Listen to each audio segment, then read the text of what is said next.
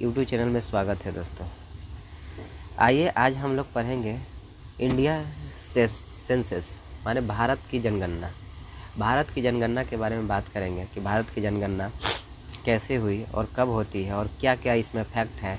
और भारत की जनगणना से जो भी प्रश्न, चाहे वो बीपीएससी टीचर की बहाली हो, चाहे वो बिहार पुलिस की हो, चाहे एसएससी, एमटीएस, सीजीएल या किसी तरह की बहाली हो, भारत की जनगणना से प्रश्न जरूर ही रहता है दोस्तों। तो आपका भारत की जनगणना से आज जितने भी डाउट है, जितने तरह के प्रश्न बन सकते हैं, वो सारे प्रश्नों को आज हम क्लियर करेंगे।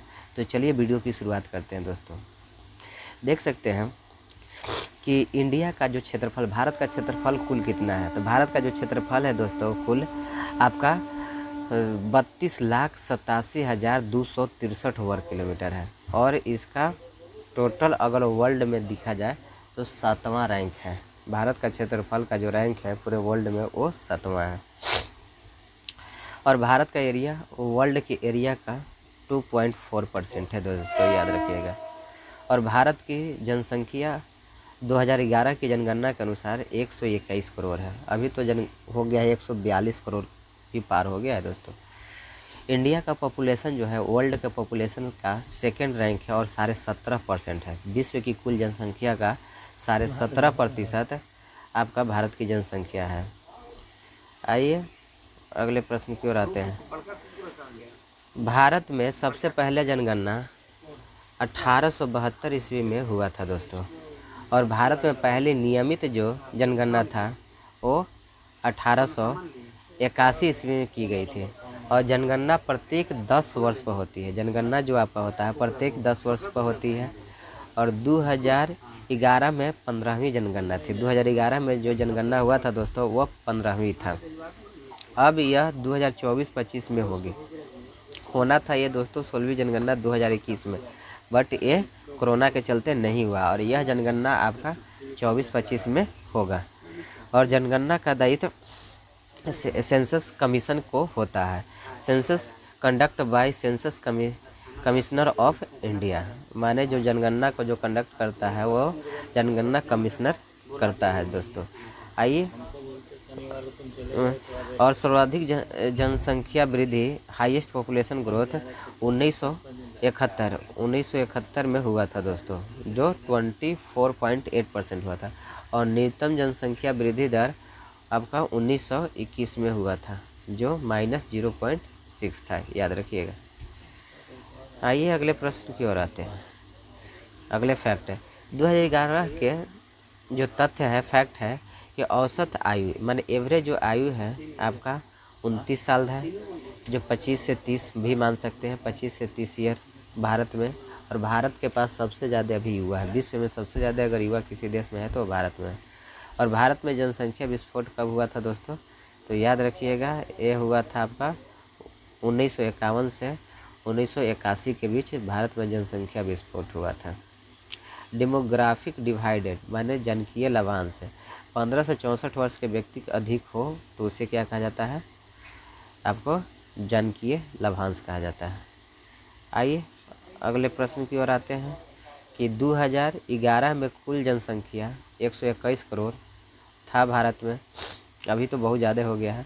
और बात करते हैं कि उस समय पुरुषों की कितना वेटेज था, तो 51.5%, महिलाएं 48.5%, अनुसूचित माने एसी कास्ट आपका 16.6%, और अनुसूचित जनजाति आपको 8.6%, और शहरी जनसंख्या जो था वो आपका 31.3%, और ग्रामीण जनसंख्या 68.7, माने ग्रामीणों की संख्या ज़्यादा है। भारत में अभी ग्रामीण परिवेश ज़्यादा है, इसलिए ग्रामीणों का जनसंख्या में वेटेज ज़्यादा है। हिंदू धर्म आपका 79.8% है और मुस्लिम आपका 14.2% है दोस्तों।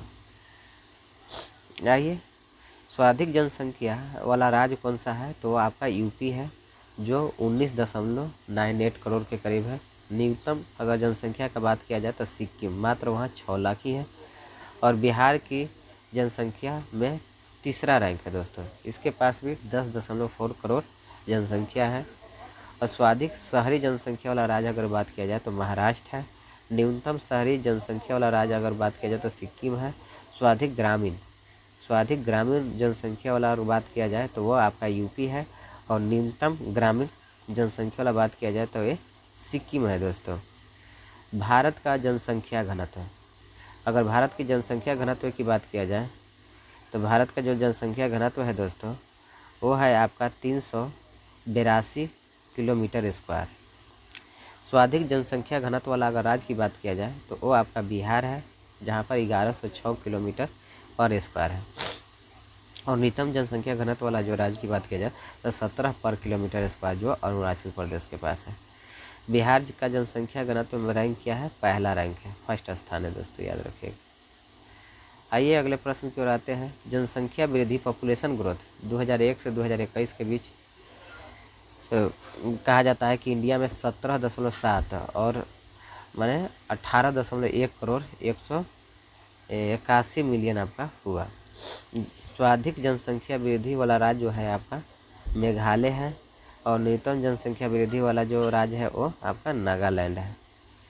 बिहार पॉपुलेशन ग्रोथ में 25.4% है। अगर लिंगानुपात सेक्स रेशियो की बात किया जाए तो 943 महिला 1000 पुरुष, ये आपका लिंगानुपात है। स्वाधिक लिंगानुपात वाला अगर राज्य की बात किया जाए तो केरल है, जहाँ 1084 पर 1000 पुरुष हैं। न्यूनतम जनसंख्या लिंगानुपात वाला अगर बात किया जाए तो हरियाणा है, जो 879 माने 879 पर 1000 पुरुष हैं। बिहार का अगर जेंडर रेशियो की बात किया जाए तो 918 1000 पुरुषों पर हैं। आइए आगे प्रश्न की देखते हैं कि बाल लिंगानुपात चाइल्ड रेशियो कितना है। तो चाइल्ड रेशियो आपका 919 लड़कियों पर 1000 लड़के हैं। स्वाधिक बाल लिंगानुपात मिजोरम में है, जो 971 पर 1000 लड़के हैं। और न्यूनतम लिंगानुपात हरियाणा में है, 830 लड़कियों पर 1000 पुरुष है। और बिहार का चाइल्ड रेशियो है दोस्तों आपका 935 लड़कियों पर 1000 पुरुष है। आइए साक्षरता दर माने लिटरेसी रेट कितना है। तो इंडिया का जो साक्षरता दर है वो 74% है दोस्तों, और पुरुष की साक्षरता दर आपका 82% है, और महिला का साक्षरता दर 65.5% है। स्वाधिक साक्षरता दर वाला जो राज्य है वो केरल है, जो 94% है। न्यूनतम साक्षरता दर वाला जो राज्य है वो बिहार है, 61.8% है। और बिहार की साक्षरता दर की अगर बात किया जाए तो 61.8%, और पुरुष की साक्षरता दर बिहार में 71.2%, और बिहार में महिला का जो साक्षरता दर है वो आपका 51.5% है। कहा जाता आगे बात करते हैं बिहार में भारत की जनसंख्या का 8.6% है। बिहार का क्षेत्रफल है 94,163 वर्ग किलोमीटर। बिहार में हिंदू 82.6% है, बिहार में मुस्लिम 16.8% है, और बिहार में शहरी 11.3% है, और ग्रामीण 88.7।